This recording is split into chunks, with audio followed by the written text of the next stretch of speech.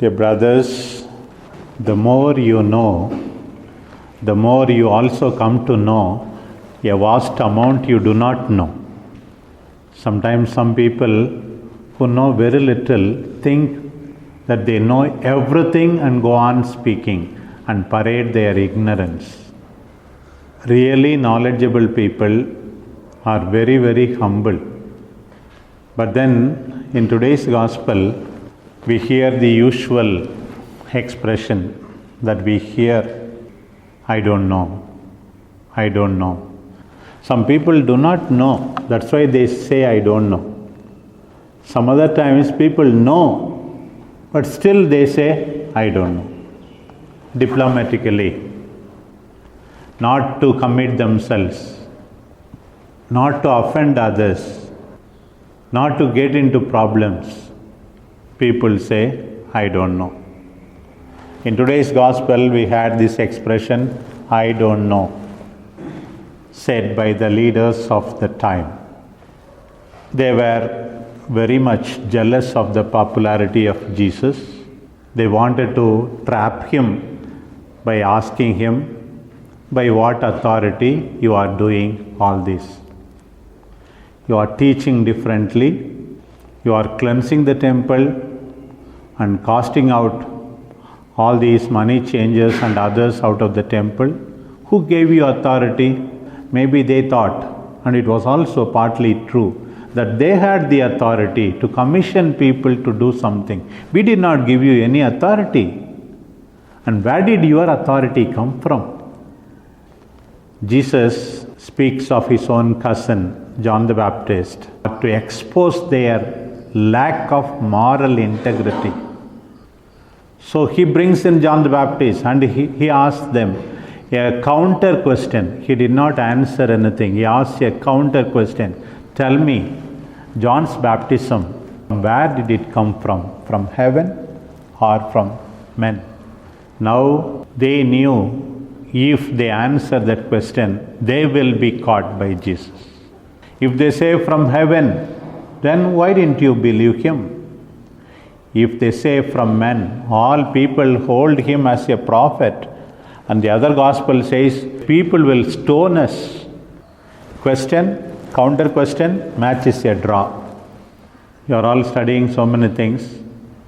We have to learn from Jesus also intelligence, prudence, alertness, not to be trapped by people. The philosophical formation, as I have been telling you, is to sharpen your mental edge. You can't trap Jesus. Even when they brought the woman caught in adultery, Jesus very intelligently answered to them. If he says, leave this woman, then they would say, then he is not respecting the law of Moses. If he says, stone her to death, no compassion and mercy. So he intelligently answered, the one who did not commit sin, let him be the first to cast stone at her. Not that Jesus did not know the answer. Throughout the Gospel of Matthew especially, we hear quite a number of times about the authority of Jesus. Unlike the others, he spoke with authority, the Gospel says. And then when the paralytic was cleansed, now to show that I have authority to forgive sins, and he sets him free and then makes him walk. Again and again we hear number of times about his authority. Moral integrity, one thing, authority that he has received from the Father. But then people who didn't want to believe, Jesus wanted to show to the people that they are not genuine, sincere. Even in the classes you may be asking so many questions. Some questions you know the answer. Maybe some of us also want to test the professors or to irritate them, whether they know what you know. You may be thinking, what type of questions are ours? Is it to put down people? Is it to while away the time that the professor may not start a new topic? Some people go on asking questions also. The question of the leaders who came that day to Jesus was insincere. They knew the answer, they say they do not know. If they are honest, they have to change their life. You did not accept John the Baptist. John was really sent by God. You don't want to accept me, As if you are interested in knowing and converting yourself, you are asking this question. That's how we need to understand this. And in today's first reading, there is a Mesopotamian prophet, Balaam, told by the Moabite king Balak to curse the people of Israel.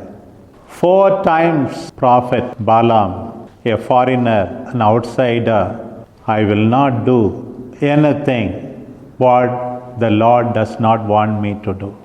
What an example for us. Here the leaders of the people rooted in the law are trying to just trap Jesus and then find fault with him while they are hard-hearted, morally bankrupt.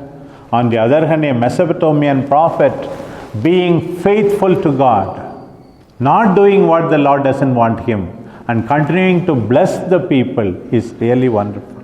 There are so many people outside the seminary, outside the church, who are sincere, honest, true seekers of God, and who live worthy of their vocation. How much more we are called to be faithful. Let us be open, sincere, honest. Let us say, when we need to say, yes, I know. Let us say, I have made a mistake, I will correct it. Let us say that we really need to know more and experience God more and share this understanding with others every day. Amen.